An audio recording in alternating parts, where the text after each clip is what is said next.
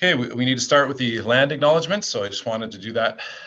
We acknowledge that we are on traditional territory, gathering grounds, meeting place, and traveling route of the Treaty 6 First Nations, the Cree, Saulteaux, Blackfoot, Dene, and Nakota Nations, Treaty 7 First Nations, the Blackfoot Confederacy, the Siksika, Kainai, and Piikani Nations, the Stoney Nakoda Nation of the Chiniki, Bearspaw, and Goodstoney Nations, and the Tsuut'ina Nation. Treaty 8 First Nations of the Cree, Dene, Ta, Denza, and Denisovan Nations, and the traditional homeland of the Métis Nation. We acknowledge the many First Nations, Métis, and Inuit peoples of the past whose footsteps have shaped this land, and those of the present and future who continue to shape it for centuries to come. We are committed to restoring and honoring the Truth and Reconciliation calls to action, and we strongly believe that truth must be acknowledged to move forward to reconciliation. Engaging in respectful, responsible, and reciprocal relationships with our First Nations and Métis communities is the path forward to reconciliation. Together, we call upon our collective communities to build a stronger understanding and relationship of all the peoples who dwell on this land we call home.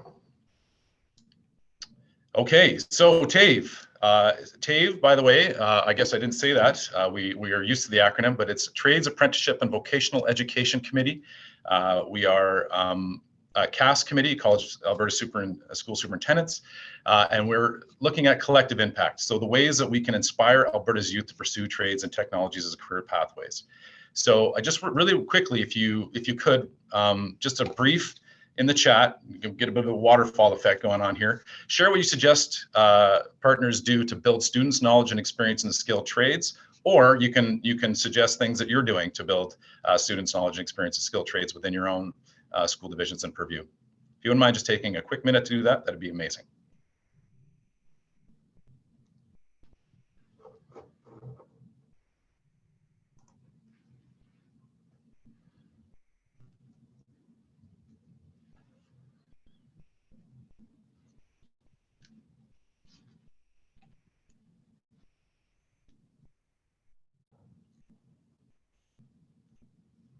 Yeah, great. So we have bringing guest speakers, showing students different career pathways, oh boy, this is awesome. There's lots coming on. I can't keep up with the chat.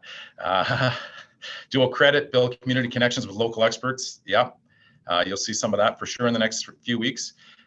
Showing different career pathways beneficial. Yes, dual credit comes up. Career practitioners, post-secondary tours, RAP, dual credit. Amazing. Providing opportunities for elementary students. Yes. To back that out from K to 12, make this type of work K to 12 scope and sequence. Bringing guest speakers again, community collaboration, summer boot camps, which is amazing. Financial support for transportation and skills Canada events. Yes, awesome. Off-campus RAP. Yep.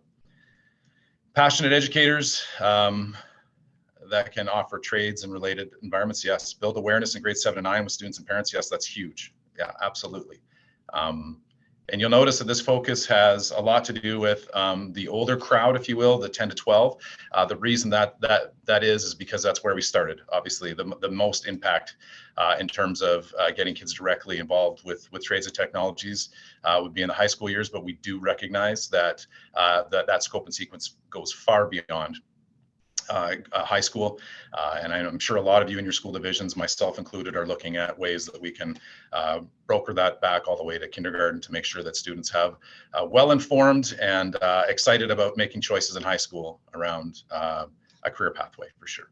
So thank you for those amazing input. Overview of the day. So we are going to, again, tell you who we are as TAVE and why we matter and what we've been up to, I guess, some of the resources, and then we have some amazing stories of practice from some very brave and first early adopters that are looking at sharing their stories of practice in their school divisions. We have Parkland School Division, Skills Canada, we have Prairie Rose, and we have Power Engineering from Monica Edwards up. And I'm drawing a blank, sorry, Monica, on the school division. But you'll get there, I'm sure. Conversations with colleagues, we're gonna ask you to have a conversation with yourself, and then of course, informing our work, we'd like you to reflect and evaluate how we're doing. So that's gonna be the overview of the webinar. Okay, so TAVE, who we are. As I said, we have about 28 different partners involved, and we are we have a broad range of input and organizations, as I said earlier, represented. We met, this is the second iteration of TAVE. We started TAVE last year, and we developed a framework, which we'll share with you later, around inspiring youth to get into trades, skilled trades and technologies as viable career paths. We recognize that as a gap in the province. And so I guess I'm sort of bleeding into why we matter, but we recognize there's a gap in the province, and we recognize that some of these programs can be hard to manage, whether that be because of stigma or because of funding or because of other things. And what we're trying to do is bridge the gap between practice and reality in terms of our school divisions, and make sure that we can share stories of best practice to let you know what's going on across the province, and to see where there's symmetries and where there's abilities to share.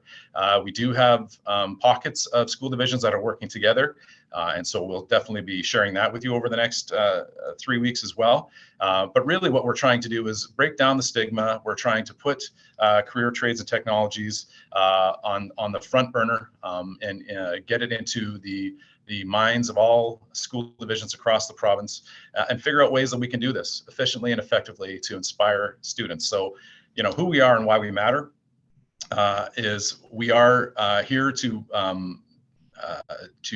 share stories, and why we matter is because we believe very strongly that it matters a great deal to young students, to give them opportunities to thrive, to receive an education in the way that speaks to them, because we know that education is not a one-size-fits-all, and that we need to inspire people to move past and graduate, of course, high school completion rates. So that's who we are. As I mentioned earlier, last year we met and we came up with a strategic framework with vision and outcomes. And so our vision, the TAVE vision, is inspiring Alberta's youth to pursue skilled trades and technologies as a career pathway. And our outcomes are through shared responsibility and accountability. The different partners, Alberta government, school authorities, post-secondary institutions, partner organizations, and industry come together on this TAVE committee. As we said, we want to have them explore the scope and demand and the value of skilled trades and technologies. So today we're starting with explore, and we have some amazing stories, as I said.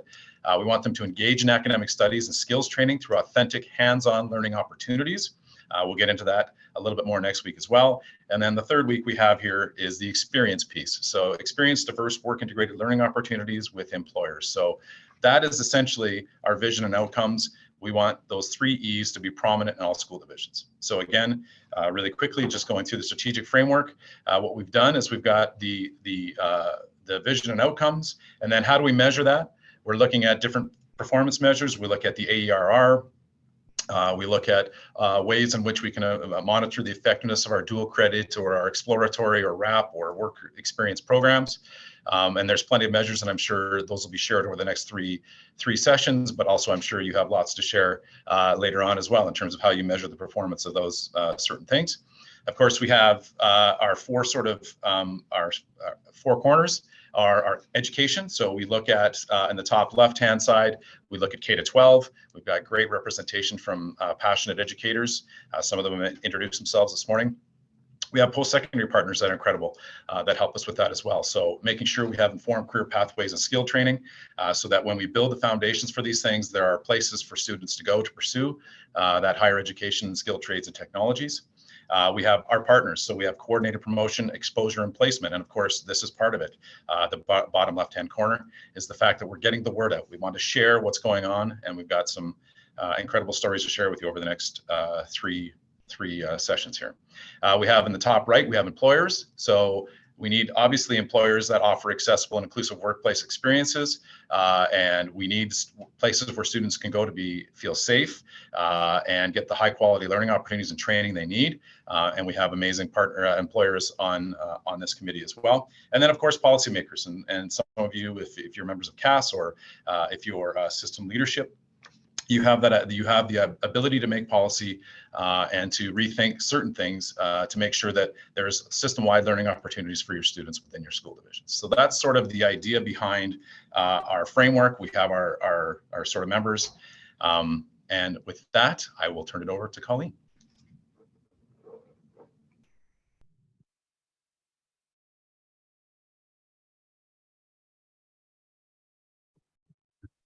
Thanks very much, Jason. I had some trouble unmuting my mic there for a moment.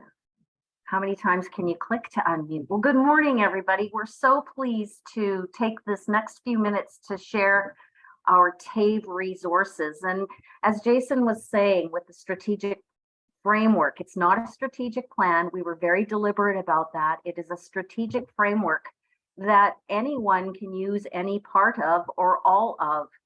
So what we have on the screen before us is a link to the strategic framework itself, as well as a learning guide. And so if you want access to those, they are available to you, and please use them. If any of the TAVE members can walk you through any of the ideas or processes behind them, the idea was really that anyone could pick up that framework and adapt it or implement parts of it or the whole thing into their jurisdiction as they're looking at inspiring students to have a look at trades and technologies. So Patrick, if we could hit the second one, please. So this is a learning guide that's dedicated directly to the strategic framework. And a learning guide is a 2-page document that walks you through, what does this mean? If you're not a TAVE member, you might want some detail as to what each section means and how they came together. And so then you would want to access this document through the CAS Learning Resource Library. And the links are there, and we'll be sending out this PowerPoint as well. And so Patrick, if you can segue to the next one, please. So this is a document, we did a survey back in June of 2022. And what we wanted to know is what's actually happening in the province of Alberta.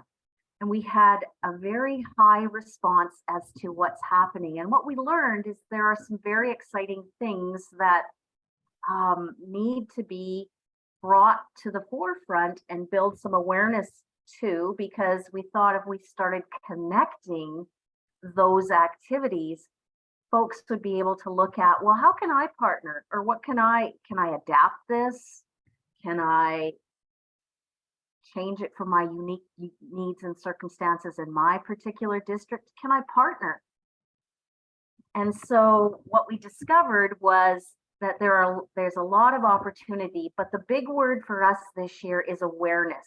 How do we bring awareness? How do we connect what's going on in this province? And so what we learned through the Explore, Engage, and Experience Finding a Future in Trades and Technologies document. And again, this document is also on the CAS website. If you want to have your own look into how people responded to the survey questions, it's there for your convenience. And so Pat, if you could just hit the next one, please. So in terms of an executive summary attached to that particular survey, you'll see that 47 school authorities responded. And overall, districts indicated a strong commitment to creating these pathways for youth. There's a need, we heard, for more dual credit opportunities and more active engagement relative to trades and technologies. And so while similarities arose between various districts, there were also an identification of their ability to offer trades and technologies that wasn't always robust across the province. And so that's why we believe partnership and connection can build more opportunities across this province. And we also learned that it was important for school authorities to monitor and assess the teaching and learning of skilled trades and technologies and consider ways that the learning processes might evolve towards the future. And we can do that collectively. So TAVE is a committee that we hope will keep growing out, just like the circles on the strategic framework. So thanks very much. And those resources are on the CAS website. Connections are there for you. Thanks, Colleen. Okay, well, without further ado, the reason we're all here is to hear these amazing stories of practice. So we'll start with the Parkland School Division, Building Futures. And Parkland is striving to support students in possessing the confidence, resilience, insight, and skills required to thrive in and positively impact the world. Mark Francis is currently the Deputy Superintendent with Parkland Schools. Mark has worked as a high school principal and superintendent in rural Alberta and has been a strong supporter of trades-based programs, including a secondment with Careers the Next Generation. In addition to overseeing the HR and communication, Mark works with alternative and off-campus programming and has been involved in many innovative projects and approaches to bringing the trades to students. Without further ado, over to you, Mark. Thank you, Jason. So Patrick, we can jump to the second slide. We'll go to the division propaganda, which Jason already highlighted. So thank you very much. So just a little bit about Parkland first.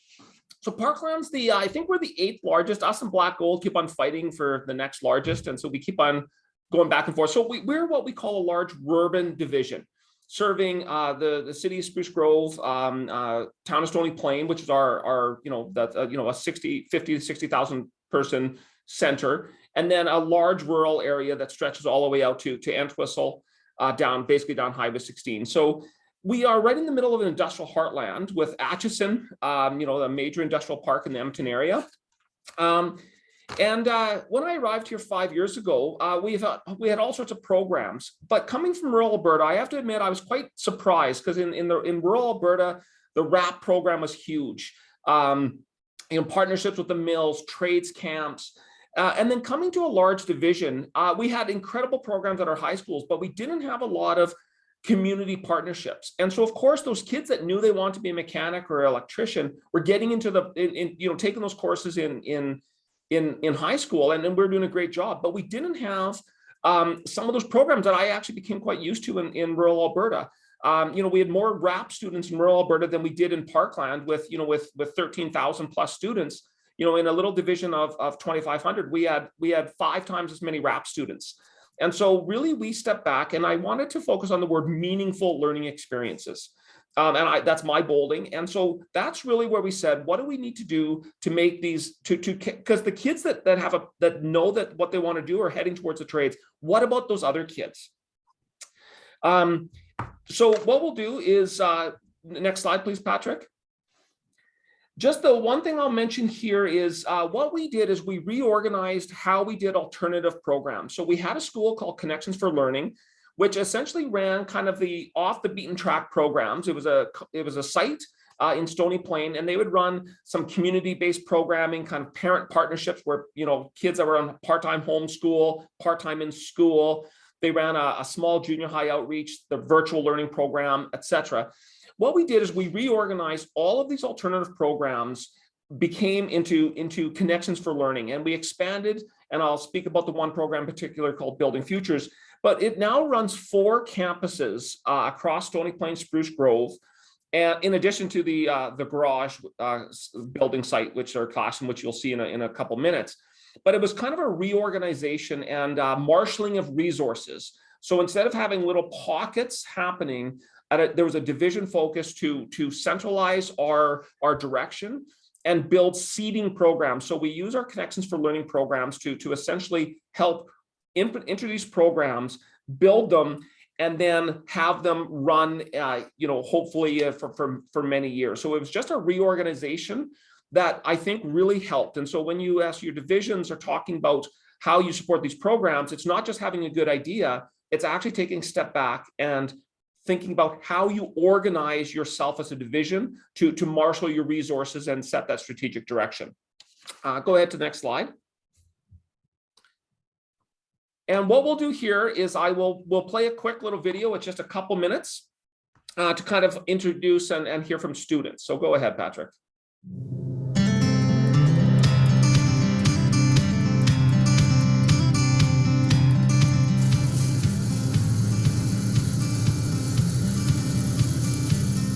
So it's a homeroom approach to their learning. The students get a chance to build a house alongside the tradespeople, as well as get their core classes, all in their grade 10 year.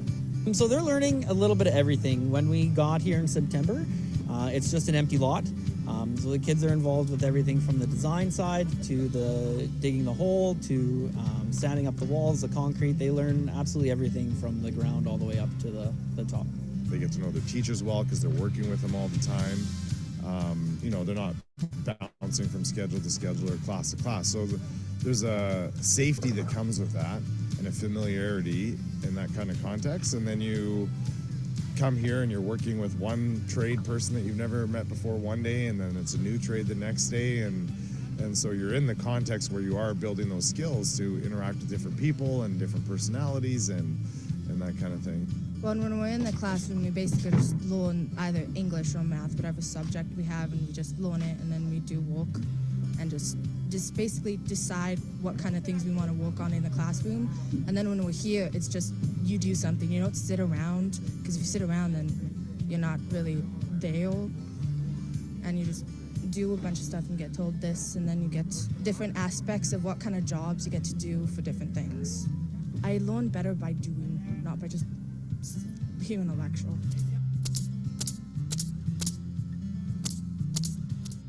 I didn't know what to expect.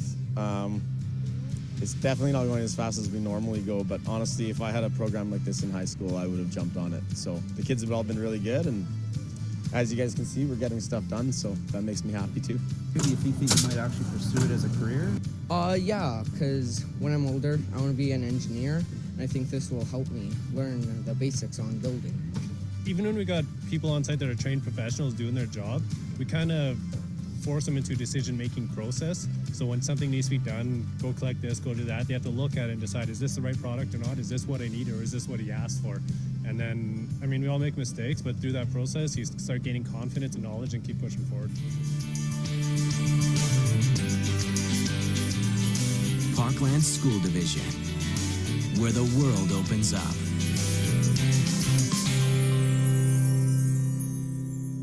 Hey, so go ahead, jump to the next slide, Patrick.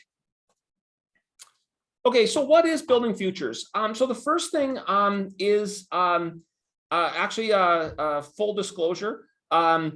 We're not the originators of this program, and actually Sandy from Rocky View, actually I believe are. So Rocky View, we learned about this program called Building Futures, this hands-on program where you take a group of kids and they're out every day building a house. We had I think probably at a similar type presentation. We had heard about this program. We reached out to Rocky View and said, hey, talk to us about Building Futures. And this ended up in being a trip down and got some information from our good friends at Rocky View. And then we literally went cold calling around our community of Spruce Grove and Stony Plain, which is they're massive growing areas. A lot of you claim to be the fastest growing community in Alberta, but you're not. It's Spruce Grove. And so we literally went around to all these housing developments that were underway. And the teacher that you saw, Mike, is a teacher that has a trades background. I actually think he literally walked onto a job site and introduced himself to the site super of a place, a building company called Coventry Homes, and said, hey, who do I need to talk to? I want to bring about 20 students to your building site and help you guys build a house. That got us in contact with Coventry Homes. Len is, and I'll introduce him at the end. He is one of the owners and vice presidents, and we made a trip down to Rocky View with Len and with McKee Homes at the time was the builder with Rocky View, that was the partner. And we pitched the idea of bringing the Building Futures program to Parkland. So go ahead and jump to the next slide. So Building Futures is a partnership program. So essentially what happens is you start with an empty site, you have a builder that's a partner, that from the time the plan is oh, excellent. So I see that Greg is actually here. Greg will probably answer questions better than I can. I see that we have someone from Rocky View Schools here. That's excellent. So from the time the plan is introduced, there's an empty site. The first thing you do is you build a classroom. And so in many homes, you build that garage. The builder would build a garage first, and then that becomes the classroom. Jump to the next slide. There's just a lot of words here. I'll just go to the point form. So this is a picture of the classroom. So in our case, it's actually duplexes. We are actually building duplexes. So we do have a little bit of a time period where we start the year in a school and we provide a classroom while the garage is being built, while the frame of the house goes up. For the first part, we have a school that's actually only a few blocks from the building site. And what happens is you build that garage. In a cohort-based program, and by cohort, I mean, it's a group of grade 10s. We aim this at grade 10 students. We recruit, we have 24 students this year. In other years, the first year we had 18, and then I think we had 20 and then 24 this year. So we've had this program for 3 years. The first thing you do is you build that garage, that classroom. So this is the garage that eventually someone's going to be parking their house in. This is a residential duplex. One interesting note, and this is one of the challenges we discovered, is you turn that garage into your classroom. So if you look in that picture, you see that the little exit sign, because of course, in your building codes, in your respective cities and towns, there's certain requirements for schools around things like exit signs. So normally you wouldn't have an exit sign in your garage pointing where the emergency exit. But of course, if you're going to be using it as a classroom, you have to meet building code, which was a really interesting learning experience, because you literally have to make sure you're following those rules. Really interesting. You see that in this garage, you see desks, you see a projector, you see a whiteboard. These kids are probably learning Shakespeare or Science 10 or whatever it is. So what we do is we have 1.0, we have a teacher, Mike, you saw him on the video, that is with the kids all the time. Mike is a math teacher by training, but he also has a trades background. He's a roofer. He had spent some time putting shingles on roofs. And so he has a trades background, and he's with the kids all day. We then have an additional 0.5 teacher that we cycle in from, because of course Connection for Learning has our outreaches attached to it as well. We bring in a teacher for those other courses, whether it be English or social, but the students learn everything every other kid does in English 10 and Science 10, COM. They just do it on site at the building site. So in the morning, they may be learning Shakespeare. They may be learning, doing science experiments. They may be doing all those other activities you would see. Now, it is in a multi-tiered level or a flexible environment, because you may have a student that you have Science 10 kids, you have Science 14 kids.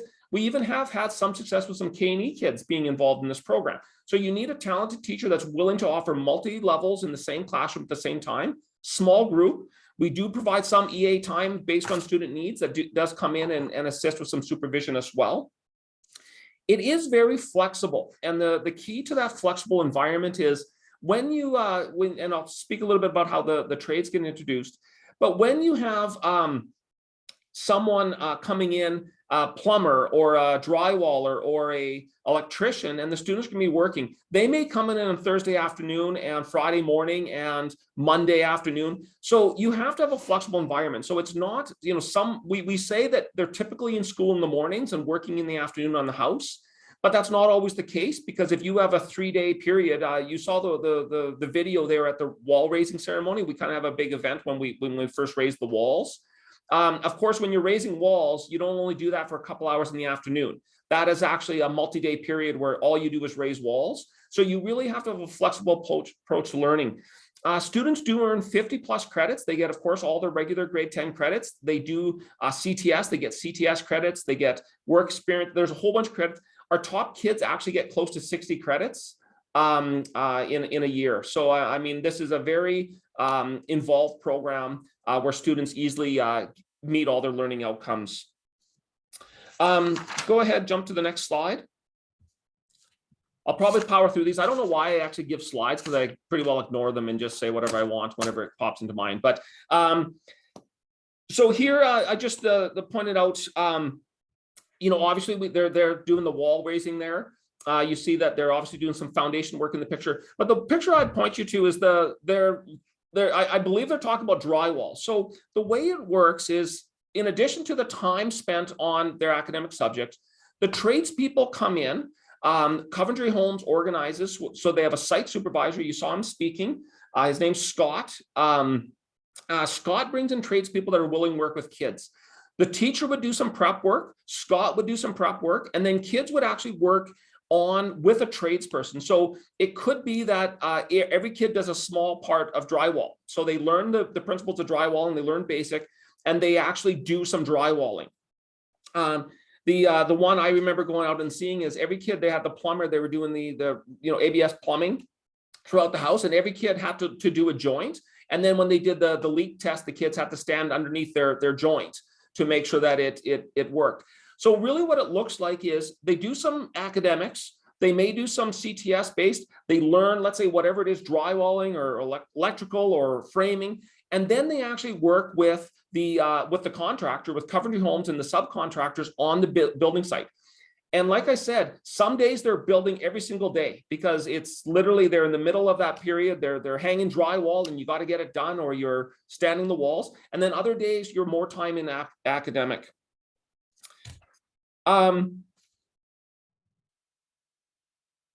We'll skip through the slides here, Patrick, a little bit. So there again is just some pictures. And then the thing that we really want to emphasize with our Building Futures program is it is for sure an exploratory program. It's attempting to open the eyes to people about the programs that exist within the trades and the skilled areas.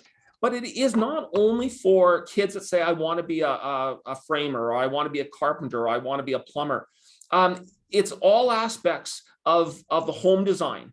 Coventry brings in their finance person, and they talk to the kids about how the company finances building projects, how they finance multiple building projects, the building time, the amount of time, how much money you have to set aside for delays, how much, they do the whole business side of it. There's the interior design. Coventry will be doing multiple homes, will bring in their interior designer to talk to the kids about that aspect of it. The kids participating with a drafts person on, okay, this didn't work. We were going to put a door here, but we had to move it over 3 feet because of the ventilation system. How are we going to redesign it to work? One of the coolest things is the kids actually participate right up to the point of sale. They take the pictures that end up on MLS. They're there at the open house. Now, many of these kids actually, because the house often sells after the school year is done. And so the kids actually go back and the builder, Coventry, will have an open house. The kids are there to actually take people through the house and show them the house. And that's happening in the summer or even the following September after the houses hit the market. So it's a full program, but really what it's intended to do is get the kids' hands dirty. It's many times when I was a high school principal, I can bring in someone and talk about something. I can do a 2-day project at a school. But when a kid can see it from a hole in the, like literally they're watching, they're holding, they're putting up the leveling, the laser levels as the backhoe takes out the dirt to dig the hole. The kids can see that from the time it's a blank lot to the time it's a finished home that is actually hitting the market in that 1 calendar year. Builders like to build a house in one year. They get to see that whole. And they get to see that their hands get dirty. It's not just a quick 1-day lesson on something. I get to do it every day through to completion. We'll go to the next slide, Patrick. So there is some challenges with this program. First of all, it's not cheap. This program, and I know when we first started talking to Rocky View, and this was in the days of CEU funding. So back in the good old days, when we had credit enrollment funding, having a program that generated, these kids in very hands-on programs, it generated it more than it would have paid for itself. Now, of course, with our block funding model, it's not quite as financially advantageous. So you do have to commit to it. Now, 24 kids, that does pay for a teacher, but 24 kids doesn't pay for a teacher and a half and some EA time and some transportation. That's just the reality of it. It's not going to do that. Now, part of our role in my role as executive is to build that capacity within our senior executive team and our board of trustees. My argument is it's math. If any of you are high school principals or have been high school principals, math and physics are really cheap. You can cram a lot of kids in there. You can have 32 kids. No problem. Your advanced mechanics program, it's very expensive. It's 4 or 5 times because you can only have I remember the bay we had in Athabasca when I was principal there. We could only have 5 kids, 10 kids max in the class just because of the size of the room. So I would always say I made my money on physics and I spent it on mechanics, because that's in order to support the mechanics. So part of my role is to build that capacity with our executive and with our board of trustees, that the value to this program is the number of kids that carry on. We are going to be putting together a kind of we have a cyclical evaluation, and we run programs for 3 years to then put forward the numbers. This is the number of kids that carried on into the trades. This is the number of kids that have gone on. This is how many credits they've received. And really that's to build that internal capacity, because unfortunately we know that expensive programs in times of, things that are off, that serve a small number of kids and have higher financial costs to them, operating costs, become the victims when there's financial constriction. And of course, in our province, we know that comes and goes. And so part of that is building that capacity. This is a super valuable program around that. The other challenge that if you're going to go down a path of this is you need to find a builder that's willing to push the envelope. It could extend building times. You have to find contractors. The contractor that uses the F word every second word, doesn't really like kids. Well, you can't bring him on site to work with a bunch of kids doing drywall. The builder actually has to find subs and subcontractors that are willing to work with kids, that they're willing to sell their trade. Actually, to tell you the truth, that's been the least of the challenge, because what we found is the trades and that's why I speak so much about partnerships. They've been so easy to find people that want to work with kids. And in fact, what we found is some kids actually get hired. Some of those kids carry on. And what we're actually seeing is some of those kids actually take the next step into the RAP program, and they've already made connections with kids. The site super, you saw him there. Scott is so important. That person that there is working on a data is kind of the liaison, is absolutely essential to work with students. And the other piece too is it is really, you have to be willing as a school division to push the envelope. We know we live in a world of insurance and liability, who's working with kids, criminal record checks, all of that exists. And as much as I swear at night about it, it's not going to go away. And so we have to be willing to take on those challenges and work to offer these programs, like that are pushing the envelope. Go to the last slide, because I think so here's the invitation. It really worked for us when we heard about this great program. We reached out to Rocky and don't take me up on this offer. If this is something you're interested in, members of your executive, please reach out to me. If you have a school principal or within your organization, Travis, his contact information, and I understand this PowerPoint will be shared.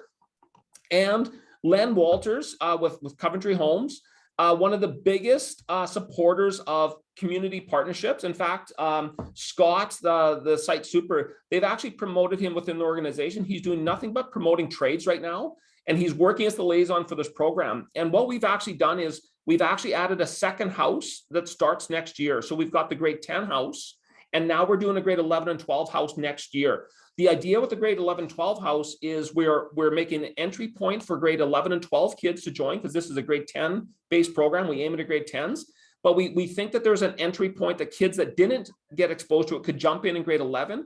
And then those kids in grade 11 and 12, they're beginning their RAP programs. And so the intent is we would love to see a house that's built from start to finish with RAP students. And so we've got 2 houses. We got 2 duplexes that we're building this year. So we're looking to double the size of the program this upcoming year. And we think that that's going to happen. And if you do have a builder that you would like to talk to, because of course you need a partner that's willing to take some risk, Len would be a great resource. And so he was generous to share both his cell number and his email. I would ask that you just don't hand it out like candy, but if you did have a builder that would like to get in touch with Len, I know he would donate some time to bring them into his offices, their beautiful offices in Edmonton, and kind of share what they've done, just like McKee Homes and Rockview did with us. We'd be willing to do the same. I will stop there, Colleen, because I know that and then I believe at the end there'll be a ton of, or there'll be an opportunity for any questions. Okay. Thanks, Mark. Wow. What a great way to start. You've highlighted some of the things that we talked about in terms of sharing these stories of practice. First off, I just wanted to mention the kids in the video, so awesome. And that's exactly who we're trying to reach, because there was quite a depth there, or a breadth there, right? We have the student staring out the window. This is boring. I'm not engaged in learning in a traditional classroom. And we have the student that's going to be an engineer, but wants to do this to get their hands dirty and understand how things work. That's a perfect example, and out of the mouths of students, right? The fact that it's immersive and comprehensive in nature is incredible, but also really most importantly would be the fact that yes, you mentioned it's expensive, but it's worth it because it really is impacting and in some cases probably changing the course of students' lives. So it's that powerful and impactful. And of course, the other main component of this is that this was a program that was shared with you through a story of practice when you heard that. And so that spirit of generosity through Rocky View and sharing those materials with you and allowing this to blossom to another school division and impact more students is incredible. So thank you, Mark, for taking the time to share, and thank you for your passion for this work. I'd like to open up the floor really quickly for some questions. If anybody's got some questions for Mark they'd like to ask before we move on.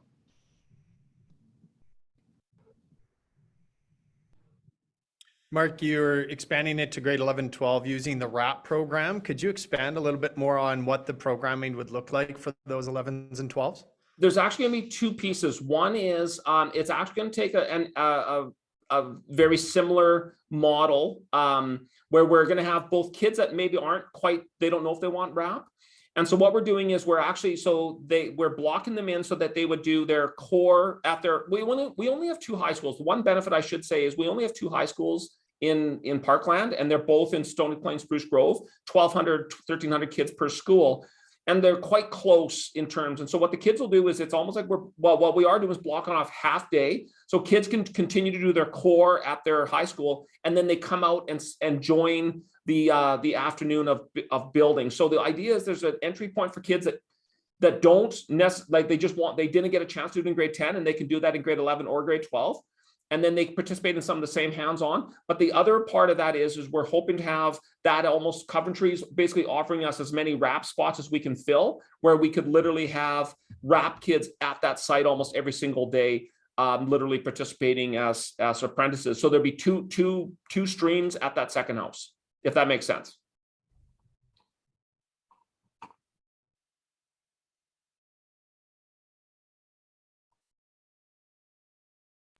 Yeah, good question, Colleen. I was just monitoring the chat there.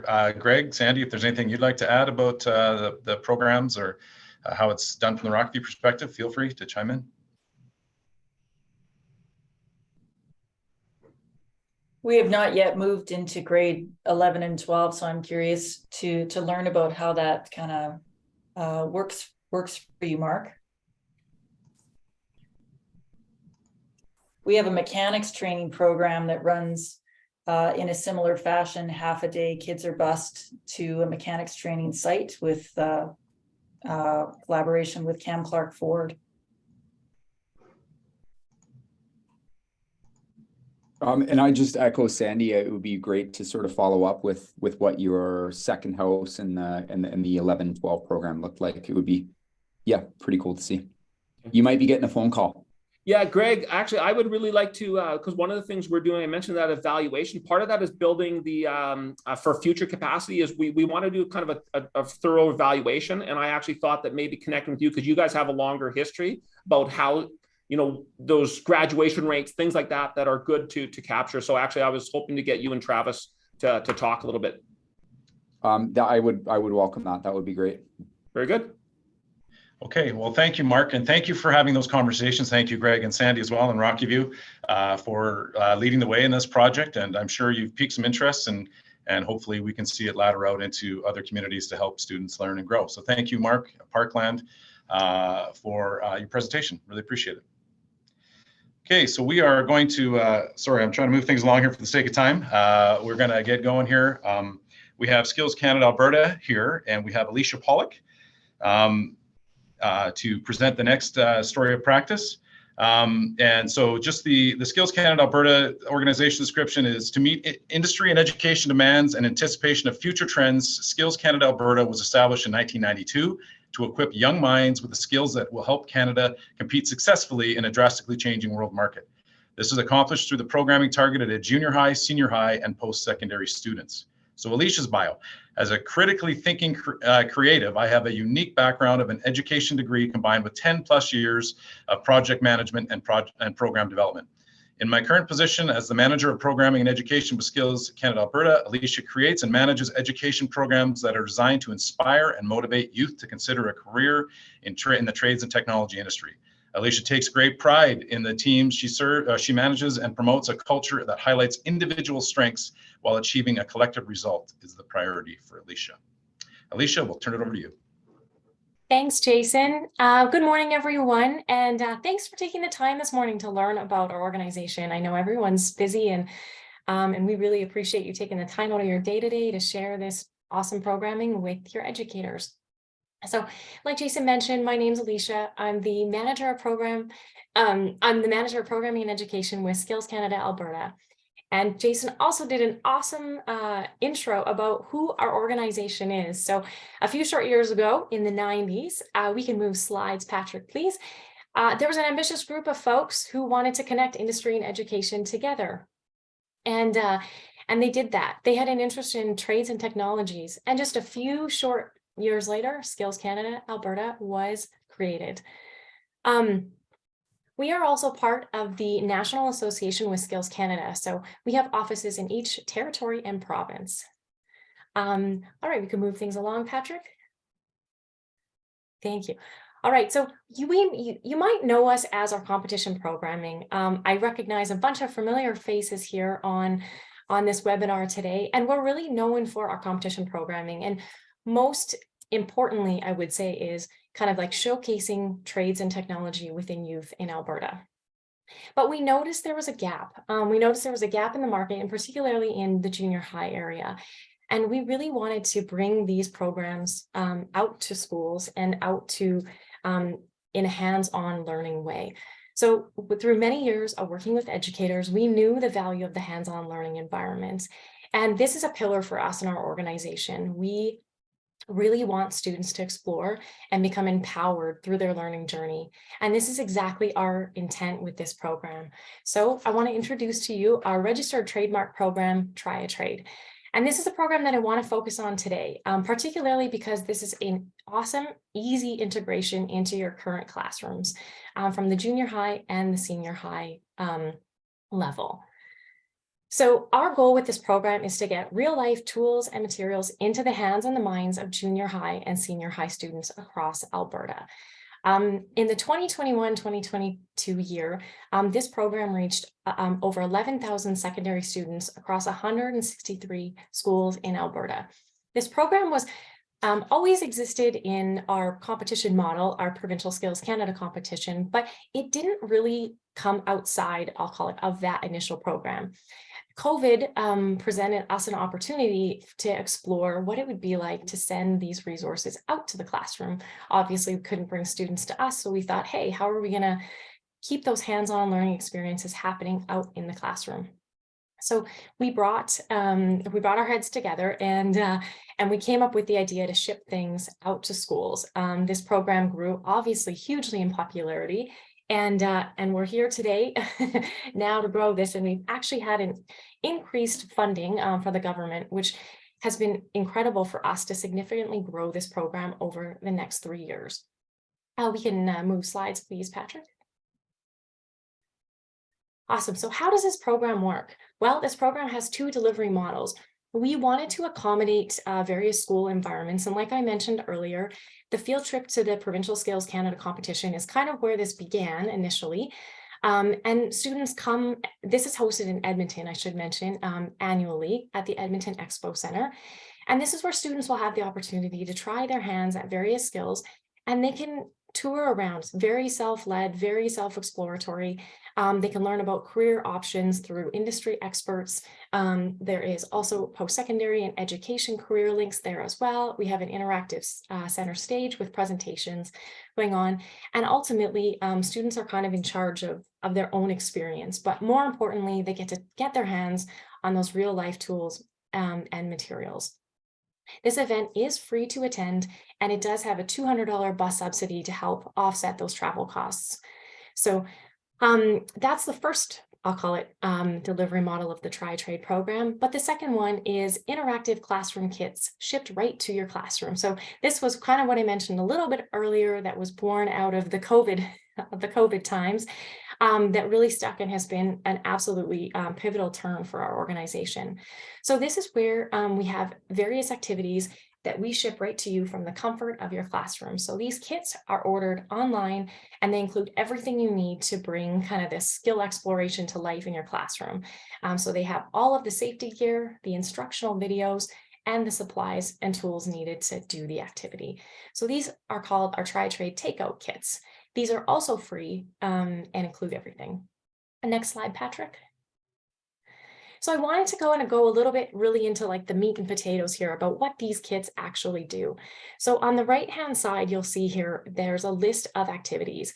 So these activities have been designed to tie into program outcomes and curriculum objectives that may already be happening in your classroom. They vary obviously from the junior high and senior high outcomes. But we've tried to do a wide variety to interest students and maybe even interest different programs and things you have going on in your classroom. The one I chose to highlight today is the leather pouch. And so if you, these activities, obviously this is what a Tri-Trade activity would look like if you did the takeout, but these activities are also similar to the activities that would happen if you did also attend the Provincial Skills Canada field trip. And all of these have, in most cases, a takeaway. So it's also nice for students to obviously learn, use those tools, and also have something to take away with them to back home and have conversations maybe with their parents or their teachers about what they enjoyed about this experience. So I wanted to highlight the leather pouch today. This one I have a special interest in because for a few reasons. One being that it kind of integrates some unique tools. Obviously, students, when they think of trades and technologies, they're typically thinking of drills and hammers. And this one has a bit of, I would say, a bit of non-traditional tools that are used to assemble this pouch. So I like this one. This one also, and a few other of our projects also have an Indigenous element that can be integrated into these projects. So if that's something that you're working on within your classroom, there's some great fits as well. And in particular, this one has Human, who is a youthful personality. So when we've created these videos, so don't panic if you're a teacher, you're sitting here thinking, oh gosh, I don't know if my skill is something that I would want to, host these activities, or that I feel like I'm going to bring this skill to show these to the students to be able to do these activities.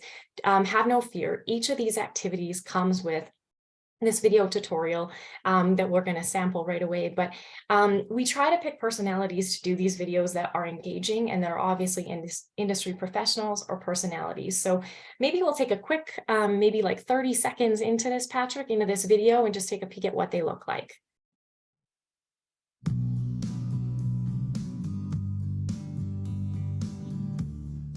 How's it going, humans? My name is Hugh. I am the owner of Human Made, located in Calgary. And today, I'm gonna show you guys how to make a leather pouch. So I am gonna be showing you guys how to make this one here. And we'll go through the basic techniques, the steps, and everything that you need to know. So let's get into it. Let's make a pouch. Let's have some fun.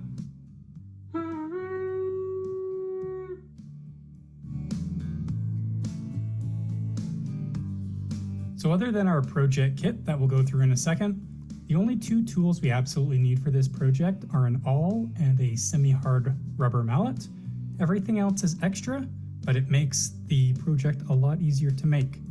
So those tools include a pricking fork, a round punch, a rivet anvil and setter, a soft rubber mallet, a ruler, a razor knife, scissors, fine tip Sharpie or a pen, tape, our template, a soft surface to punch your holes on, and a hard surface to hammer on. So inside our project kit, we're going to have a 9-inch square piece of leather. We're going to have a 15-inch long strip of leather. That could be blue, red, green, or teal. We're going to have a small bundle of thread and a blunt needle, a baggie with 8 rivets, a 24-inch long drawstring, and a cord stopper for the drawstring. So there's a couple of different ways to use our template. We can cut out one copy of our template and use that to mark half of our circle and our center line, and then flip it around 180 degrees and mark the rest of our circle. Now, if we have two templates, we can cut both of them out and line up our center line, then tape our templates together, and we have a full 9-inch circle to mark the outside of our pouch. I can't hold it well. Can you see that? Next, we're going to use our scissors to cut out the circle or the pouch, the circular shape of the pouch. We can also use a razor knife if that's all you have. The scissors are a little bit easier on this material, but the razor knife will absolutely work as well. With our circle cut out, now we can move on to marking and punching holes. So we're going to put our template down on top of our piece of leather, and we're going to grab our awl. And all we're going to do, get it? Because it's an awl, but that's, you get it, you get it. All we're going to do is go around and just punch in the center of all of our holes, and now we can see we have all of our holes marked. Thanks, Patrick, for cutting that off. And we can just head to the next slide when you get a moment. So as you can see with that video, we really try to make it obviously very, I want to say almost student-led, where you can have students watch that video and they're very self-directed. All of the leads will go over safety and how to use all of the tools. So it really is meant to be something that's a bit plug and play for your classroom. So I want to highlight here, how do we participate? So I popped a QR code up here. If you have a device handy with you, a phone or a tablet, feel free to scan that link. That's going to take you right to the area on our website where you would register for either of these programs. So that's going to take you to our Educator Resources tab. And that's where you'll find the Tri-Trade Takeout or the Field Trip. So the Tri-Trade Takeout does look sold out right now, but have no fear. We will be launching another round of these kits come the fall. So it is currently just sold out right now for this year because we did launch it already. But we will be obviously having more kits. And like I mentioned earlier, with our increased funding, we are going to be really kind of blowing the doors off of this program and having many kits available for students. So alternatively, if you're interested in coming to our school or like for a field trip to our Provincial Skills Canada competition, that's being hosted this May. So just in a few short months on May 3rd and 4th. And those field trips are obviously open right now for registration. That's a quick snapshot there of the school field trip form. And that's just a super quick fill that out. It sends us an email. We will approve that to let you know, yep, that works for us on our end that time. And then we'll see you there. So there's not much prep involved, I would say, with either of the programs. They are a little bit of a just jump online and order your kits or register for the school field trip. And then everything else should be coming your way. So once again, just to kind of highlight, we've really tried to make these programs something that is an easy integration into your classroom. And so they both are free to do. Obviously, if you're coming from a far ways and the school field trip is something you want to do, there definitely could be a little bit more of a bus travel cost incurred there, but we do still have that $200 subsidy to help offset those costs. Next slide, please, Patrick.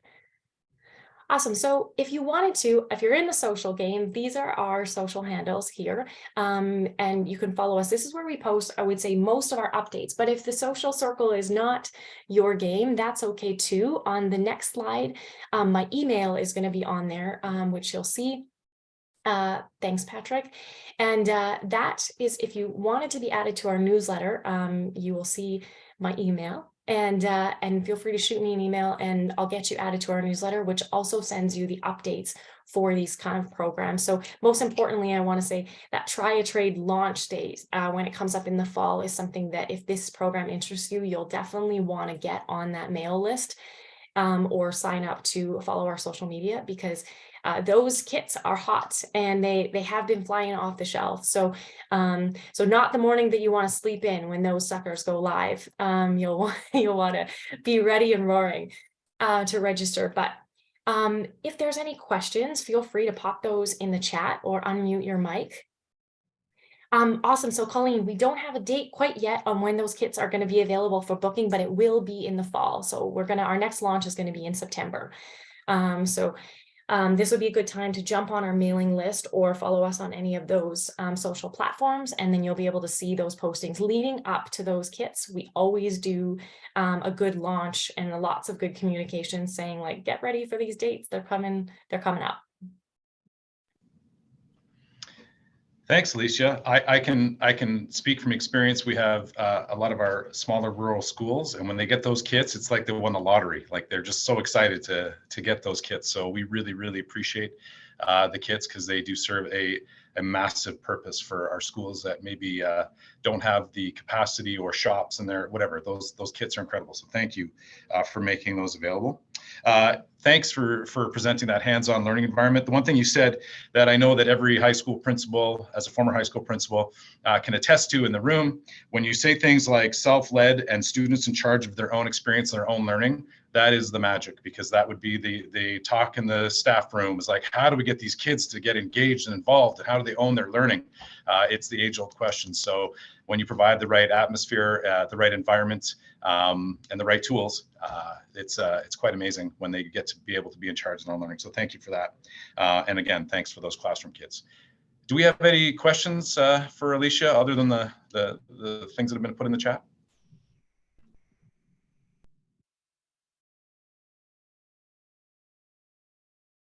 Thanks, everyone. Enjoy the rest of the webinar. Okay, well, thank you for making it an awesome experience from Skills Canada, Alberta. Alicia, appreciate the presentation. Great job. Okay, we are going to move on here. We are going to have a break after this, I promise. But I just want to introduce the next presentation and the incredibly gracious Monica Edwards, because I did forget that she's from High Prairie School Division, but now I know it's in front of me. Monica and I have worked together for years, so I should know that. So my apologies, Monica. So we have High Prairie School Division, which is located in North Central Alberta and provides comprehensive educational programs and services to approximately 3,000 students, kindergarten through grade 12. Its educational enterprise is carried out in 12 schools located in the communities of Fowler, Donnelly, High Prairie, Jossard, Canusu, and Slave Lake. Monica Edwards is the career coach lead for the High Prairie School Division, where she leads a team of career practitioners who work with secondary students in academic and career planning. She is the co-chair of the Alberta Dual Credit Articulation Committee and has managed her own division's dual credit program for the past 9 years. Monica has a Bachelor of Management degree from Athabasca University and a diploma in bilingual business administration from NAIT.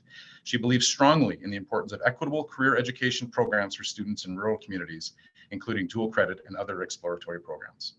Okay, take it away, Monica. Thank you, Jason. It's a lot of pressure to follow these last two presentations. Alicia, you and I have emailed back and forth for years, so it's nice to put a face to your name. Thank you for having me today. I am going to talk about one of our programs, Power Engineering, but I'll just speak briefly about our division a little bit. So Patrick, if you could go to the next slide.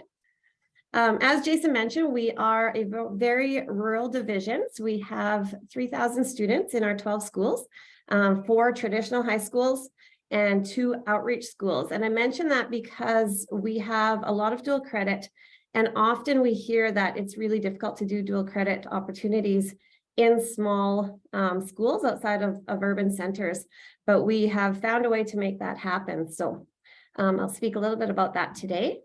2 of our main industries in our region are forestry and oil and gas, and both of those employ power engineers, which is why I bring that up. The program I'm going to talk about is, actually, I'll just pause for a sec. If we could go to the next slide. And click it one more time, Patrick. We have this issue. Perfect. So we are very fortunate in our division to have a school board who sees tremendous value in dual credit opportunities and has supported opportunities for our students like this for the past decade. One of our board priorities is quality learning with a goal of success for every student. So we know that students who are excited about something they're learning in school are more engaged and more likely to be successful in all of their courses. Our dual credit opportunities have and continue to be a piece of this excitement for some of our learners. And the courses and programs that we offer provide amazing opportunities for our students to begin exploring different career clusters and trying them out as they develop their plans beyond high school. Next slide, please. So in collaboration with 5 post-secondary partners, High Prairie School Division offers a wide range of dual credit programming. We offer 5 different trades. We have numerous single college and university courses, and we have a couple of full certifications, which power engineering is one of those. The majority of our dual credit programs are offered online in an asynchronous model, which allows our students in each of our schools with different timetables to access these opportunities in a schedule that works for them. So this is how power engineering is offered asynchronously. And for this particular program, we work with Northern Lakes College as our post-secondary partner. Next slide. So when I first started, I didn't know anything about power engineering. So I thought I'd talk a bit about that for a second. For those of you who may not be familiar, power engineers work in plants and in industrial settings to manage and to maintain and operate boiler systems. So it's important to be aware this falls under a technology. It is not a trade. And so students are not apprentices when they're working towards this certification. They still require theory and practical experience, but it just doesn't fall as an apprenticeship or a recognized trade in Alberta. This certification is regulated by the Alberta Boiler Safety Association, and that is who the certification comes from when the students are done all of their training. So our students who participate in this do so for 2 years, and we'll speak a little bit about that in a minute, but it's a part A and part B. So they do their part A in the first year. They have to write an ABSA exam after the first year before they move into the year 2. And they have to pass both these exams plus gain the required operating experience before they become certified. All right, next slide. Perfect. So we have been at this slide's a little wonky today, but that's okay. We have been offering power engineering for 10 years. So this is one of our longest running dual credit programs. When we first started, this program was actually managed by Careers Next Generation, and we didn't have too much involvement with it. We promoted the program, and once the students were in, we provided some support, but it was Careers Next Generation who accepted applications, interviewed the students, was the connection between them and their instructor, and found the internships for the students as they work through the program. In about 2015, Careers kind of refocused their priorities, and they decided not to lead this program anymore. But we had seen so much success with it that we, as a school division, decided that it was worthwhile for us to take it on and continue offering it to our programs. Offering it to our students. So we took that on around the same time. It did change from a 3-year program to a 2-year program. And so now students are entering it in grade 11 at the earliest. The reason for that is we found it wasn't taking a full year for the students to get through the content that they were learning. So they're finishing quite early, which didn't align well with the school calendar. The other issue was students were having a bit of a hard time with the math concepts that were being taught. And so now we have them complete Math 10C before they can apply for this program. And we're seeing a lot more success with it in that model.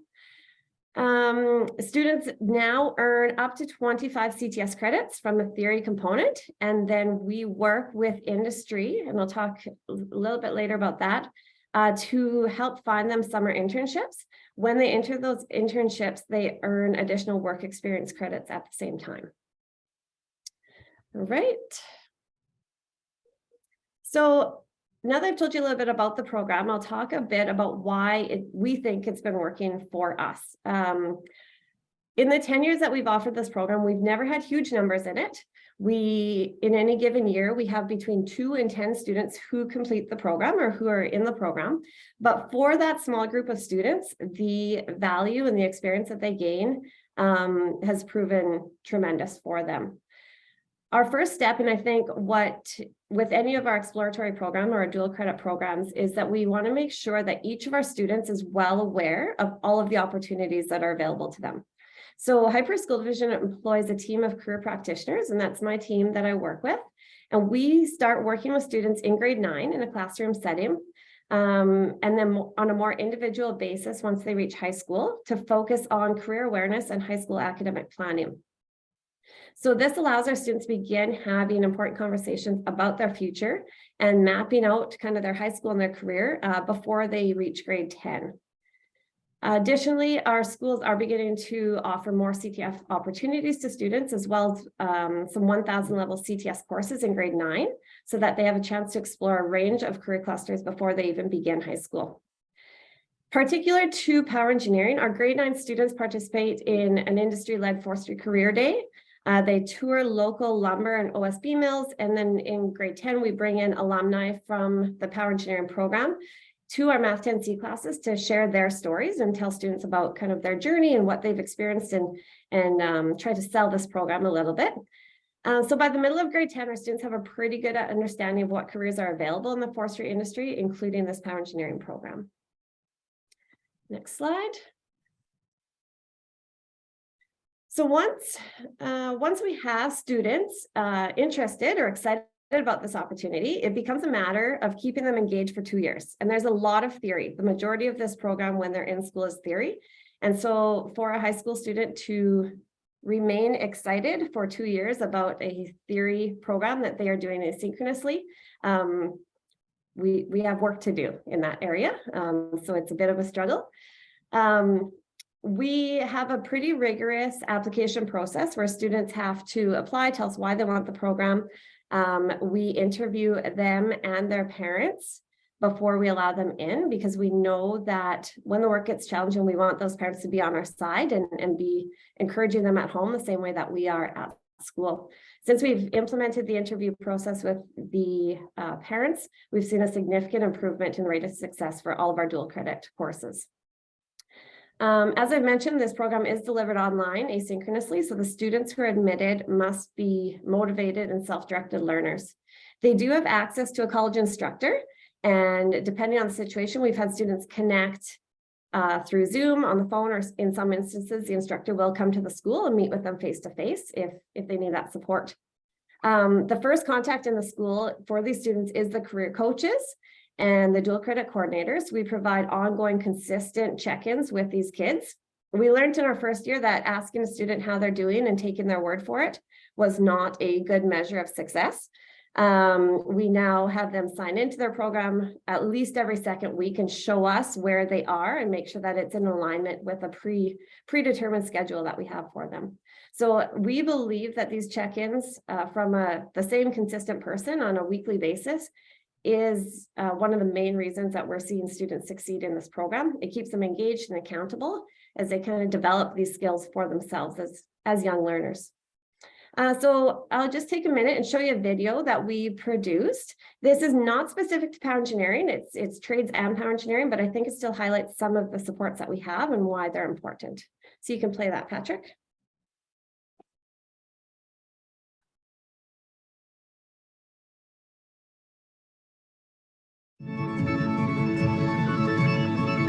Dual credit programs just basically gives you a chance to try the trade if you're interested in it, and it all goes well, you end up ahead of other people your age and you get a big boost in the working industry. I took the dual credit program when I was in grade 11 for carpentry. It was a good experience. I was able to get a really good feel of what I was going to be doing and how everything was going to work. I'll be 21 when I'm a journeyman. I believe it'd be a year ahead of everybody. I'm in the program called Power Engineering. It's a 4th class course, and it's a really amazing course so far. So the dual credit means that you get credits during high school for college. You still get credits in high school, but you're working towards your apprenticeship. This is free. This is amazingly free. That's one of the reasons why I took it. Dual credit program didn't cost me anything. They covered all expenses and really helped out. When I first got into the course, I was worried about how it's going to be harder, but You just got to do the same thing with high school, put time and effort in, study. You got to maintain yourself. Lots of people think you have to go somewhere big to a bigger school, but having it in your own town, not having to move, it saves a lot of money. So I filled out an application form to the Northern Lakes College, and I got in. The career coaches are one of the best options. Ken has helped me lots. I had talked to my teachers and career coaches and said that I was interested in the program, and they went through and set it all up for me. In the course, you'll do a half day in the classroom, doing learning theory, and then you'll have the other half in the shop, working with your hands and learning about all the tools. The support's awesome. If you're having a hard time, the instructors are more than willing to stay over lunch or come in with you on Fridays and help you out and explain it to you. Oh, I'd definitely say give it a shot. It's free. It's during high school, so you're one step ahead of everything if you want to become this. And if you take this, it won't hurt, because even after school, if you want to do something else, you have this just in case. So I'd definitely tell them that it's a great opportunity.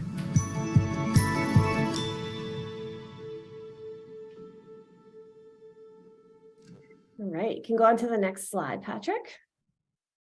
So the majority of this program is theory, which in many ways benefits our students because we are rural. It's hard to have a large enough cohort of a program to have a face-to-face instructor all the time.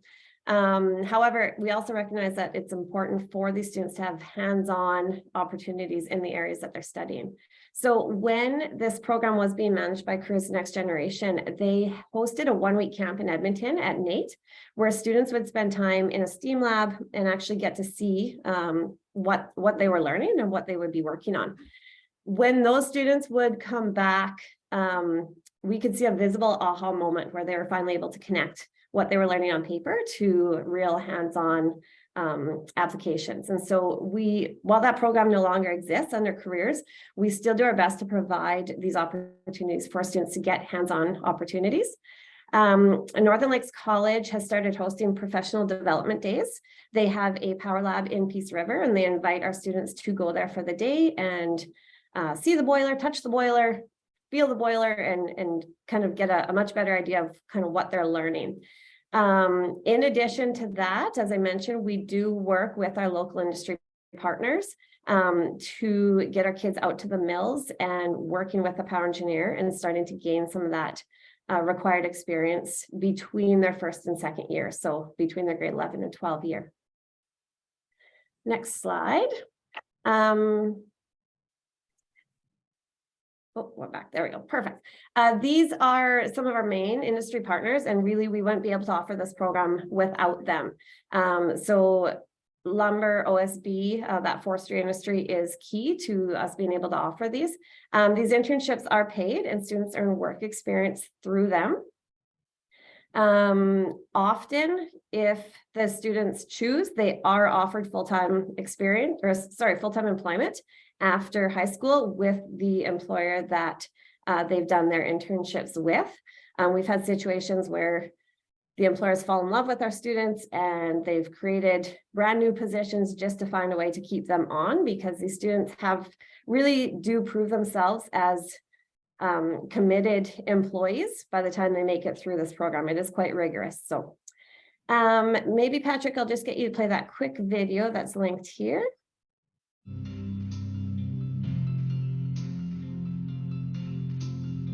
Northern Lakes College provides us fully qualified fourth-class power engineers, which helps us reduce the amount of training time we have to put in those individuals when they come and work for us. The value of having a training center in this region, especially in Peace River, really helps us train and retain local talent. It's a great benefit to the community of Peace River. The facility actually does have a lot of modern equipment. You work in a very small class size. The instructors here are great. Any question that you have, they have no problem answering it, and they go in depth with what you're learning, so they make sure that you understand and you're confident so that you will be in the field.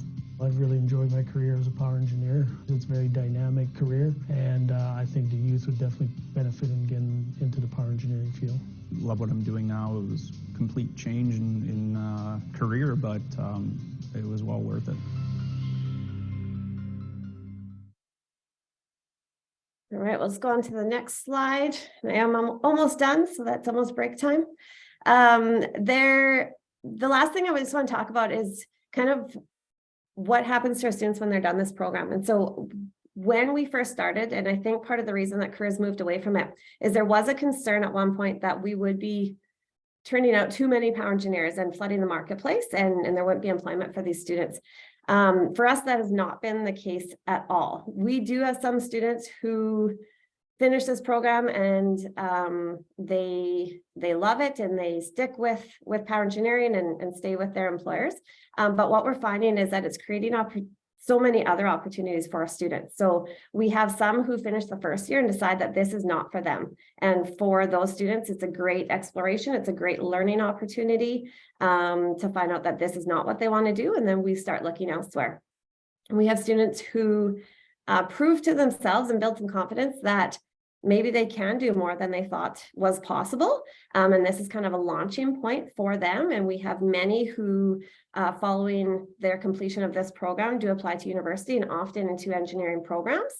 There's no transfer or anything, but they learn what they like and they are able to build confidence and move into those.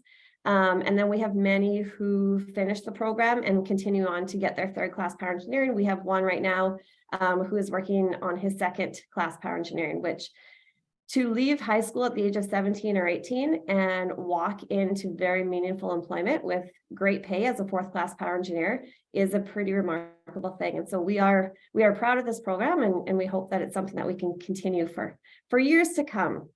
So just on the last slide, Patrick, I have my contact information there if anyone has any questions, and I'll open it up if there's any questions right now.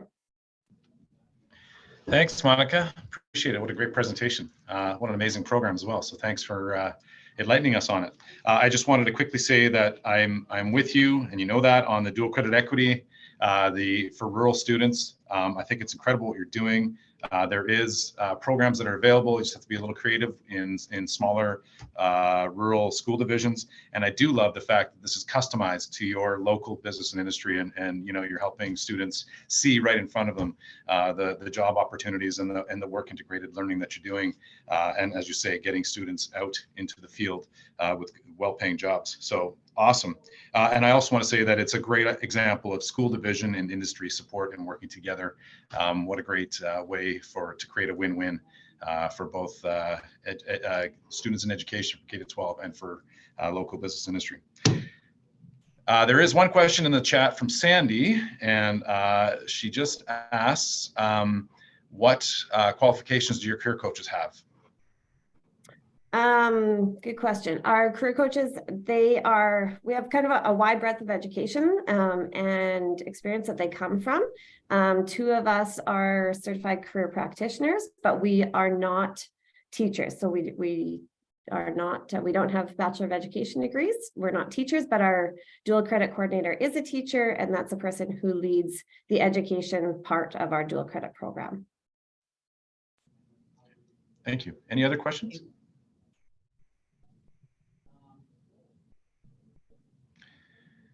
Okay, thank you everybody who's presented so far. It's been amazing. What a great way to start. So thank you for getting us started well. We will take a quick 5-minute break and then we will resume with Reagan and Prairie Rural School Division.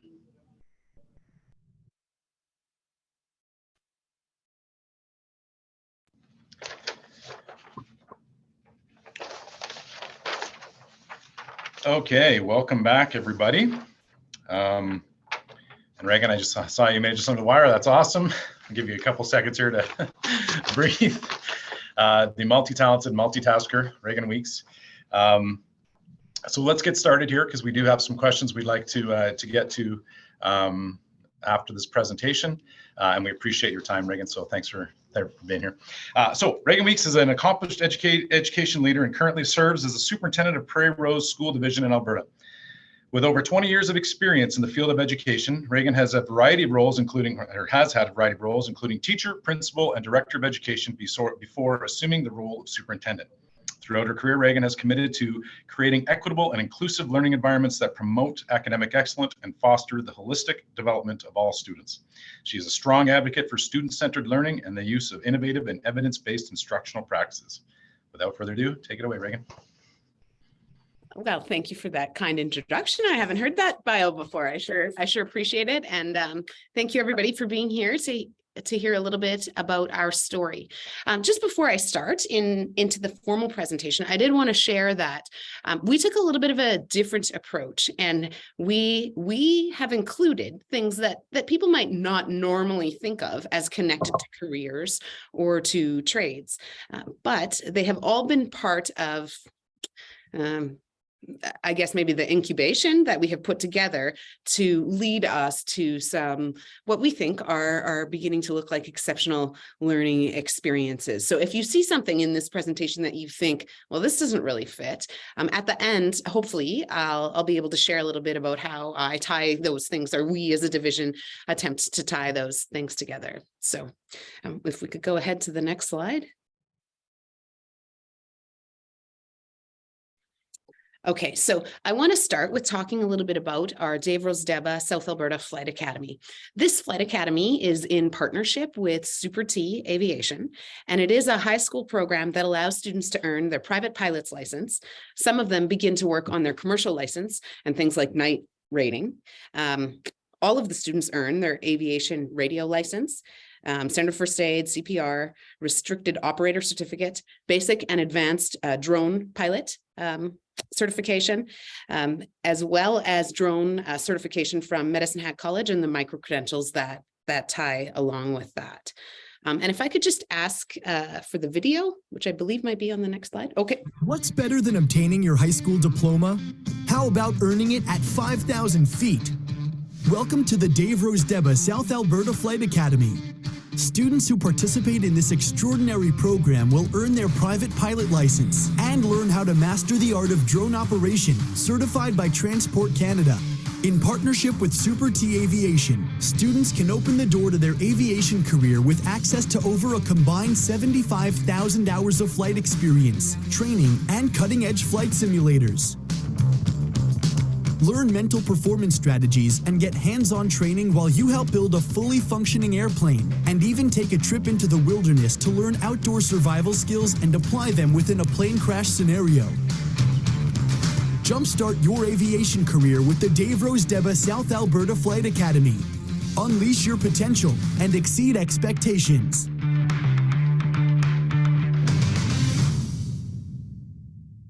Okay, thanks. And maybe flip through the next few slides, which show a few pictures of the program in action.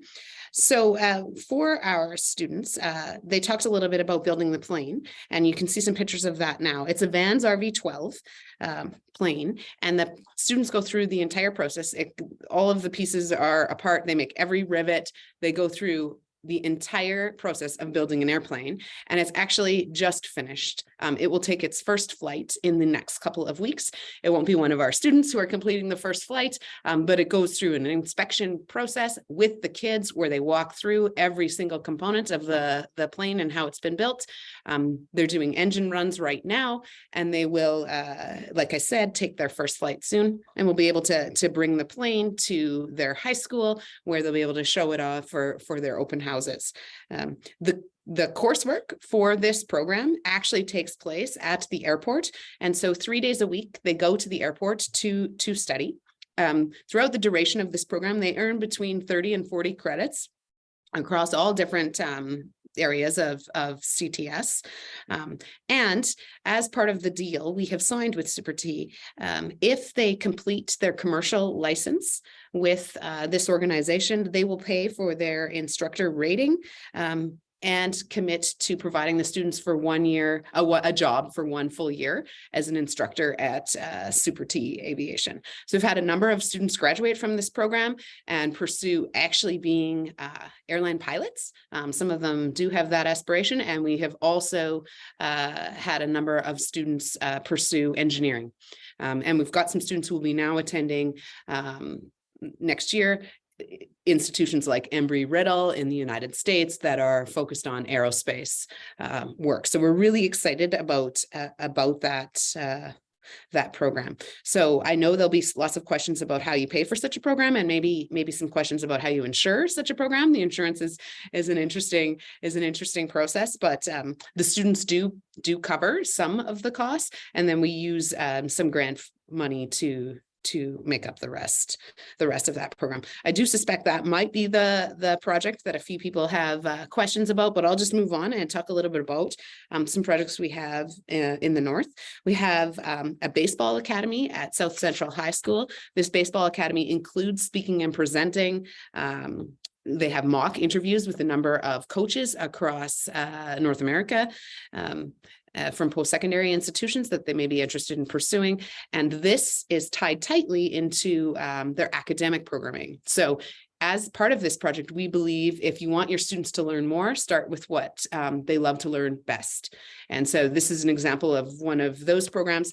And again, it does attract students from across the country. Additionally, if you could go to the next slide, the area in the north has an agriculture program. So students become experts on vermiculture, and they're in the process of building a greenhouse at this time. They plant gardens, microgreens, and they use that as part of their nutrition program. So these students who are doing this work grow this food. It is then used as part of the breakfast program that is in place at this high school. So next slide. Okay, this shows a little bit more of the work they're doing out there. Next slide. Okay, so the Irvin Agriculture Discovery Center, Irvin has like a full-blown farm. It's quite a fascinating little place. It is run by a student board, so they are elected. All students have a vote. They have an executive who makes decisions. At the end of the year, they run a livestock auction. They have goats, chickens, pigs, cows, a bull, and they sell the produce again in a live auction. And they also have a number of crops that they farm and harvest, and they have planted something like 50 different fruit trees. We have a number of community experts who work alongside the students as their advisors in the area of, farming and ranching. This too is an example of capturing our rural roots. And this is an area where our students can really take the lead and are experts because many of them are from this rural setting. And so this farm is open to the public, and they have many people in the area who are driving by on number one. And so if you're ever doing that, stop in and check out the farm. It is quite the place. Other little additions that students make is they're all sort of in charge and experts in different areas of farming. So when you go there, you can take your phone, scan a QR code, and there's a student teaching different aspects of farming. And then it's all tying back to curriculum in a variety of ways. So next slide. So this is an equine program that we have in Irvin, and students, when they have their own horse, haul horses to school 3 days a week, and they work in our outdoor riding arena, and we have access to an indoor riding arena, and they're earning variety of credits through, sorry, not credits, this is junior high, earning various academic skills throughout this project. Next slide. Okay, so in 7 persons, this is our spot where we've really focused on the fine arts. And in this case, we've tied tightly to experts in the community, and they bring in professional artists. So this program is run through people who are not necessarily teachers. Of course, there's the teacher who's guiding the process, but they have professionals come in and work directly with students throughout this work. And part of it is, of course, tying to future prospects. Next slide. Next slide. I won't talk too much about that. Okay, so Badlands Creations is an entrepreneurial venture at one of our high schools, and they actually make a variety of projects. It has its own business number. It runs fully as its own functioning business within the high school, and students earn credits as part of this program, but it also makes actually a fair bit of money. It's very profitable. And the kids have really taken the lead and begun advertising the work that they're doing in this program. And they have entrepreneurs throughout our area who serve as mentors. Okay. So our farm in Foremost, in this area, they grow food, they make the food, they sell it in a farmer's market style, an approach you've likely have heard about before. What's interesting for us in this area, we serve a lot of Hutterite colonies, and Hutterites come in and serve as mentors to our general population in the canning and making of the food produce that they sell in the market.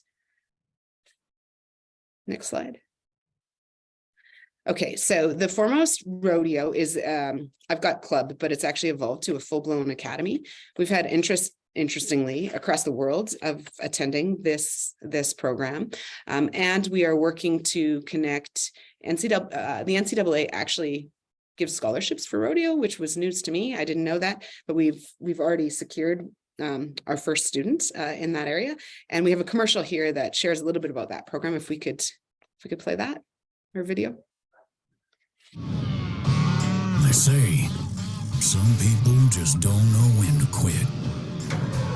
But for us, there's only ever been one option.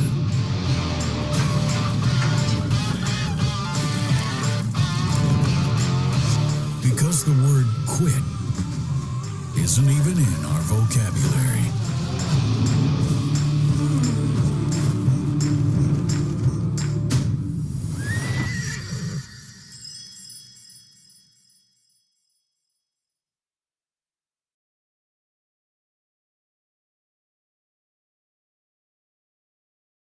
Begin your mic. Thanks. So that program too earns about 30 credits for the students and has a number of professionals who are connected to Rodeo Club and tying it to the ranch life that so many of our students enjoy. Next couple of slides. Thank you. This program, although the pictures might not quite highlight it, this connects to our Mennonite schools. We have 2 schools that serve exclusive low German speaking Mennonite populations. And in those schools, there is culturally a tendency to leave school after grade 9. And so we work very, very hard to keep those students past that grade level. And so we have a couple of programs that we have found to be quite successful. And we're launching a new one next year that we believe will aid us with this endeavor as well. One is the healthcare aid program, the dual credit program. We have found that that is a program where our female students are allowed to continue past that grade 9 level. And as they take that on, we sneak in English because there's some English work that needs to happen to complete that work. And they have been quite receptive to that. And we're launching a firefighter program in the fall. And we've already had a number of Mennonite students sign up for that who otherwise would not attend past that grade level. Next slide. Okay, this is just another school where we have very similar outdoor growing work happening. Well, some of it's indoor as well, where they're growing their own food for their nutrition program.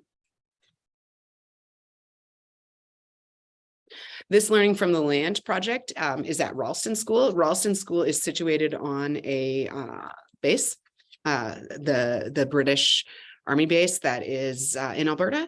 And so the vast majority of these students are from the UK. And they're here for a very short time. And so we connect with the base and utilize the expertise of the soldiers and the enlisted people who are living in Ralston to work with us on various programming. And one of them is the Learning from the Land. And so students liaise with experts and actually work in the science labs at the base in this program. I'll just go to the next slide here.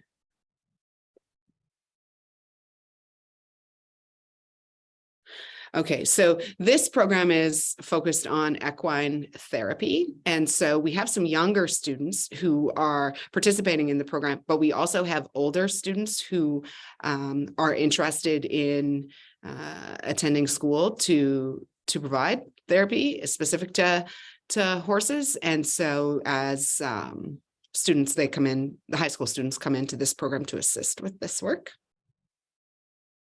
Next slide. This again is very similar to the program I told you about before, where we have professional artists who are zooming in to connect with our students, because we serve so many little rural schools. We can't necessarily have teachers with the expertise required to provide strong fine arts programming in all of those schools. So this program is done virtually by professional artists. Next slide. This program, separate from the Flight Academy, students participate in completing their drone certification, and we've partnered with Volatus Aerospace for agricultural research. And so the students are researching using drones, various weeds that are ruining crops, and they're iterating different solutions to that problem. And so this is our first year working through this program. It is a 2-year research project, and students in this project enroll in an open block, and it is across our division, which is geographically really large. And so students from any of our high schools can participate in this research project. Okay, and our last hockey program. Okay, so our South Alberta Hockey Academy has been probably our most successful program in drawing new students. Some of our most rural schools that had a very high population of students who choose homeschooling have come back to participate in this program.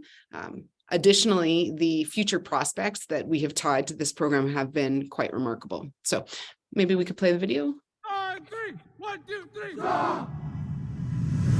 If becoming the best came easy, anyone could do it. But easy didn't get us here.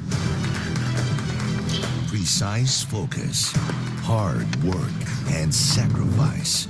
That's what it takes. You want to be great? Then you gotta put in the work. On the ice, off the ice, and in class. When it's too hard for everyone else, it's just right for us. Are you ready?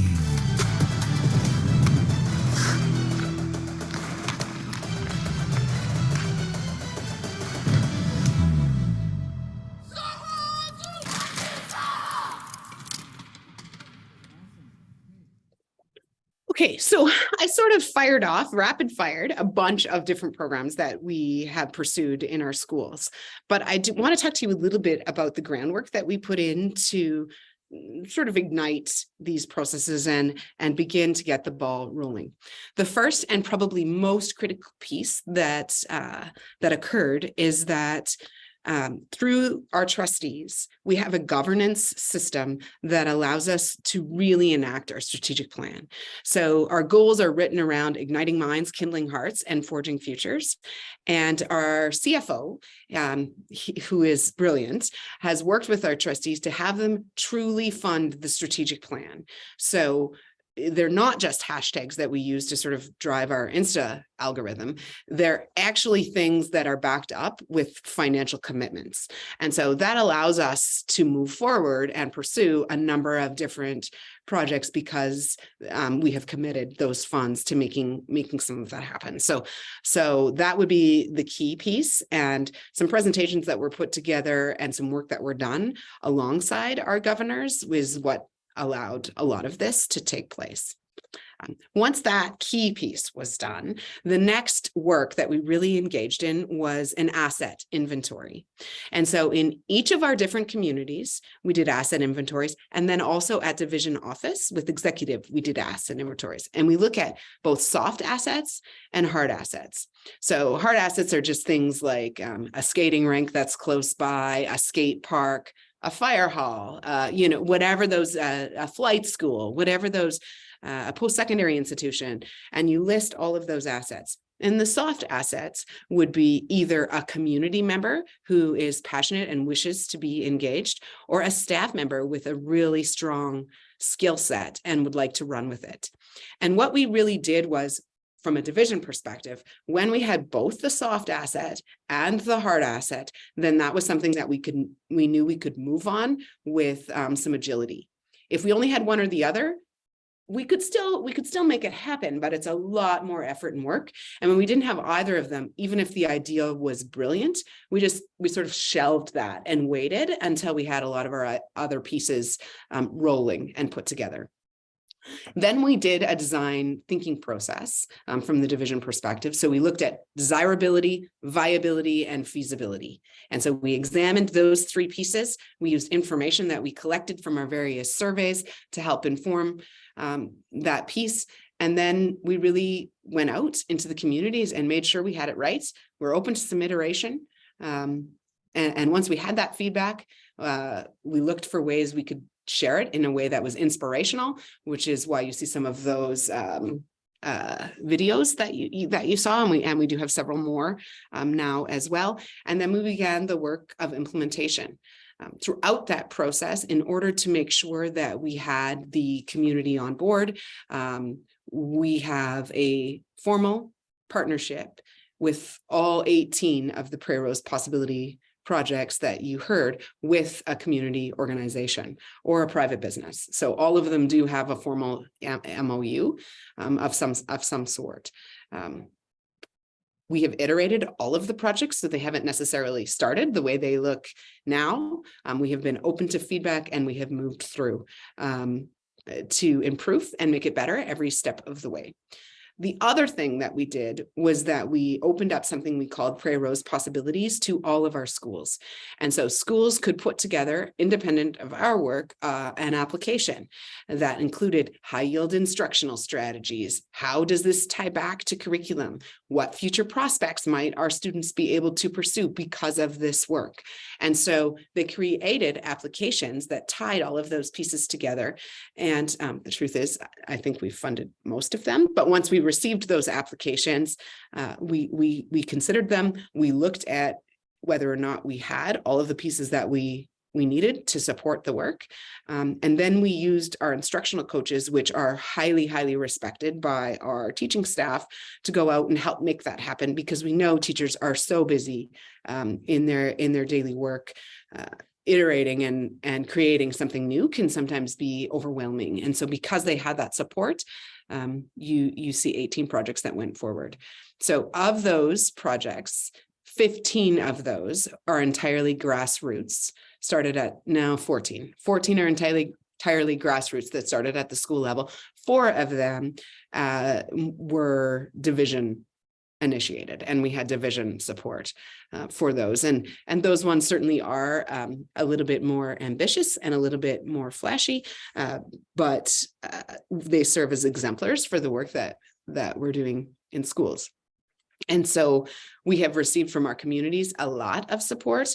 And we have also now had post-secondary institutions, business, and community organizations seeking us out for partnerships, which is really exciting. And so we're pleased with the work that we have done so far. Still a long way to go, but really happy with the support we have of our governors and our school board. So I think that mostly shares some of the details that we were thinking that we would want to get across. And so, Jason, I think maybe I can turn it back to you. Thanks, Reagan. Wow, that was awesome. Thank you for sharing all those programs and for sharing those ideas and presenting a different model for funding and for support and those types of things. So really appreciate it. And again, it just goes to show you innovation in rural Alberta and programs that are out there and local partnerships that can be forged. And one thing the theme that runs through this for sure is that local business and industry is willing to support the education of young people. And again, to the points being made today, you have to obviously find the right connections, but when you do, such amazing growth and learning happens for students. So thank you, Reagan, for sharing that. Do we have any other questions for Reagan while we got her here? Either in the chat or if you want to unmute.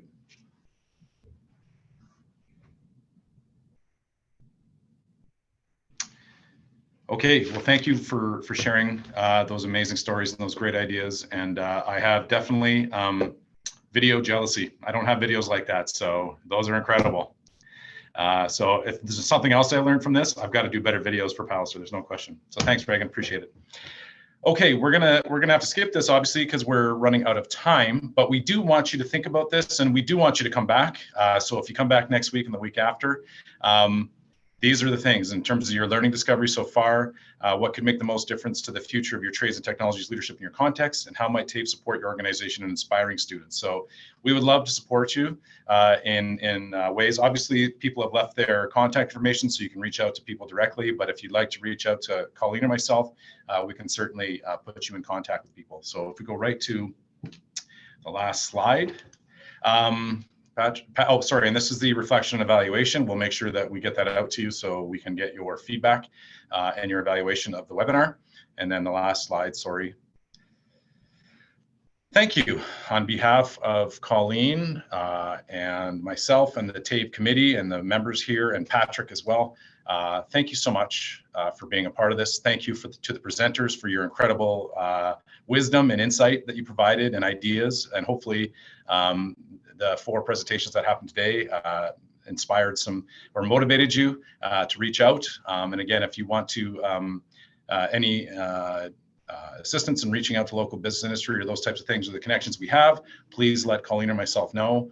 But we want to thank you for your participation, and for our presenters. Again, what an incredible start. Thank you. What an amazing way to get things started. We do have one next week as well around Engage. We have 4 more presenters, and then March 14th, we'll also have one as well. So we thank you very much. We encourage you to sign up for the next 2 weeks. And Colleen, anything I'm forgetting? Is there something you'd like to remind me that I probably forgot? Oh, great work. Thank you so much to everyone who's joined us. And please fill out the evaluation so we can build forward and meet your